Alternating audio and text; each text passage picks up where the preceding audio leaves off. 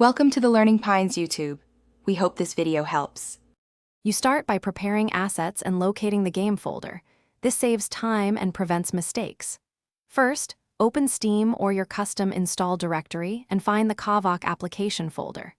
Next, choose a background image. PNG or JPG works, and 1920x 1080 keeps aspect ratio consistent. You can use other sizes but expect stretching. Once done, make sure to copy the original background file to a backup folder. That way, now you perform the swap and ensure the game will load your image. Locate the original background file name and rename your new image to match it exactly. Case sensitivity matters on some systems. Then, move the file into the same UI or asset subfolder where the original lived. If Kovaaks refuses to show the image, check file permissions and give read access to the game.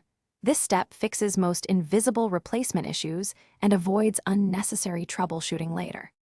Finally, launch Kovaaks and verify the background appears in menus and training rooms. If you see it, great. If not, make sure to clear any caches and then verify game files via Steam. That forces regeneration of assets. If the image displays but looks stretched or misaligned, restore your backup and resize the image accordingly, then repeat the replacement. One key troubleshooting tip: always keep a copy of the original file so you can revert quickly if permissions, naming, or resolution cause problems. Thanks for watching. Consider subscribing if we helped you.